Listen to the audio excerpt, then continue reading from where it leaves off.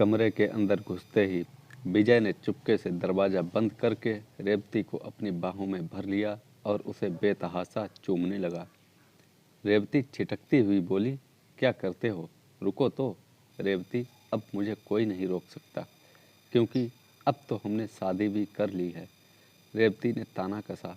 वाह जी वाह, तुम तो ऐसे बोल रहे हो जैसे शादी के इंतजार में ही अब तक रुके हुए थे। तुम हो ही ऐसी कि देखकर मेरा मन बेकाबू हो जाता है। लेकिन अब तुम बाकायदा मेरी दुल्हन हो। आज से हम एकदम नए ढंग से ज़िंदगी शुरू करेंगे। पहले तुम सज लो। अच्छा रुको, मैं खुद तुम्हें सजाकर दुल्हन बनाऊंगा। फिर हम दोनों आज अपनी सुहागरात मनाएंगे। यह सुनकर रेवती का चेहरा शर्म से लाल पड़ गया। उसने मना करना चाहा, पर विजय उसके कपड़े उतारने लगा। ब्लाउज उतारने के बाद विजय उसे अपने दहकते होंठों से चूमने लगा। रेवती के पूरे बदन में जैसे आग सुलग उठी। वह तड़प कर विजय से लिपट गई। विजय ने रेवती को उठाकर बिस्तर पर लिटा दिया। इसके साथ ही रेवती ने गलवहियाँ डालकर उसे भी अपने ऊपर खींच लिया। लेकिन अचानक दरवाजे पर आहट सुनकर विजय ने चौंक कर धीमे से पूछा, कौन आया है? मैं हूँ, धर्मशाला का मैनेजर। बाहर से आवाज़ आई। जल्दी से दरवाज़ा खोलो, बाहर पुलिस वाले खड़े हैं। पुलिस का नाम सुनते ही रेवती एक बार तो डर के मारे पीली पड़ गई। विजय का भी सारा जोश ठंडा पड़ गया। वह बुझ आवाज़ में रेवती से बोला, लगता है तुम्हारे घर वालों ने थाने में रिपोर्ट कर दी है। इतनी देर में रेवती भी संभल चुकी थी। झटके से उठकर वह जल्दी जल्दी कपड़े पहनती हुई बोली, तो तुम डरते क्यों हो? मैं तुम्हारे साथ हूँ ना।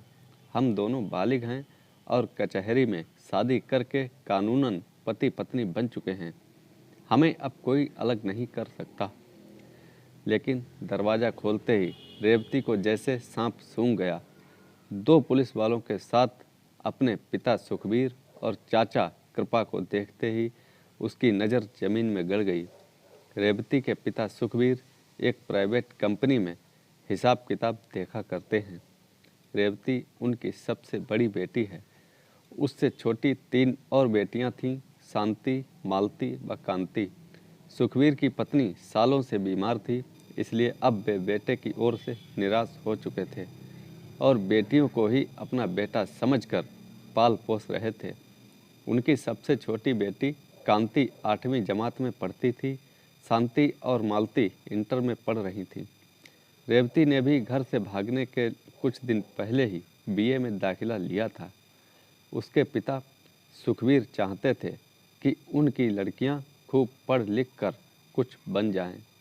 वे समाज को दिखा देना चाहते थे कि बेटियां बेटों से किसी मामले में कम नहीं होती और वे भी सच्चे माने में मर्दों के साथ कंधे से कंधा मिलाकर चल सकती हैं। इसलिए उन्होंने इंटर पास करने के बाद रेवती को आगे की पढ़ाई के लिए यूनिवर्सिटी में भेज दिया था।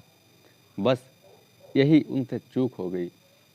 वे यह भूल गए कि जवान लड़के लड़कियों का रिश्ता आग व फूस जैसा होता है और जहाँ ये दोनों साथ होंगे कभी न कभी चिंगारी जरूर उठेगी। रेवती भी विजय का साथ पाकर सुलग उठी थी। विजय उससे 1 साल सीनियर था, देखने में स्मार्ट और घर से अमीर।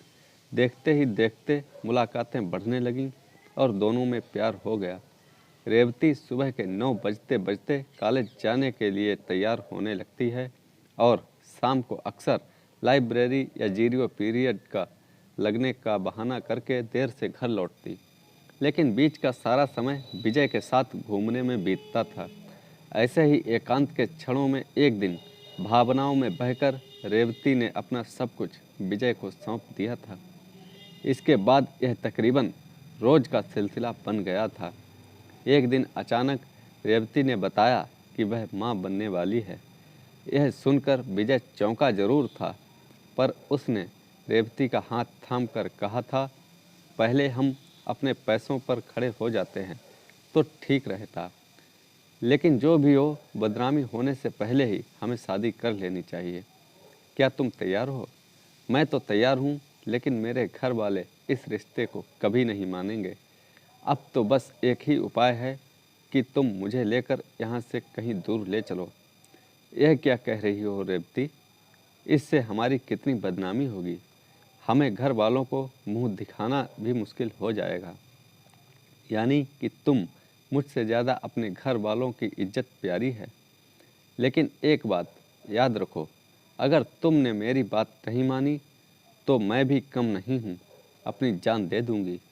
रेवती के कहने पर ही विजय उसे लेकर ग्वालियर चला गया और 1 महीना इधर उधर छिपता हुआ दिन काटता रहा। आखिर एक वकील की मदद से उसकी अदालत में शादी हो गई। तब जाकर वह बेफिक्र हो पाया। लेकिन पकड़े जाते ही रेवती ने अपना असली रंग दिखा दिया और पुलिस के पूछने पर वह सिसकती हुई कहने लगी, विजय कई महीनों से डरा धमकाकर मेरे साथ मुंह काला कर रहा था। फिर जान से मारने की धमकी देकर वह मुझे यहाँ भगा लाया।